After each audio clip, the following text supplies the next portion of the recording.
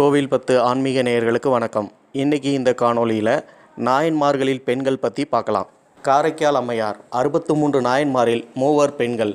கிபி 3 முதல் 4ஆம் நூற்றாண்டில் வாழ்ந்த காரைக்கால் அம்மையார் நாயன்மாரில் காலத்தால் மூத்தவர். காரைக்கால் அம்மையாரின் இயற்பெயர் புனிதவதியார் ஆகும். கைலை மலையின் மீது கைகளால் நடந்து சென்றவரை சிவபெருமானால் அம்மையே என்று அழைக்கப்பட்டவர். இவர் இசைத்தமிழால் ஈசனை பற்றி பாடியவராகவும் தமிழுக்கு அந்தாதி எனும் இலக்கண முறையை அறிமுகம் செய்தவராகவும் அறியப்பெறுகிறார்.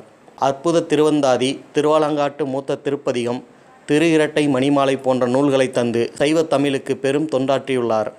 இவருக்கென காரைக்கால் சிவன் கோவிலில் தனி சந்நிதி அமைக்கப்பட்டுள்ளது. அக்கோவில் காரைக்கால் அம்மையார் கோவில் என்று மக்களால் அழைக்கப்பெறுகிறது. மங்கையர்க்கரசியார் கூன்பாண்டியன் என்ற பாண்டிய மன்னன் நின்றசீர் நெடுமாற நாயனார் என்று அறியப்படுகிறார். அவர் மனைவி மங்கையர்க்கரசியார் என்பவர் நாயன்மாரில் மற்றொரு பெண் ஆவார். இசைஞானியார் திருவாரூரில் ஞான சிவாச்சாரிய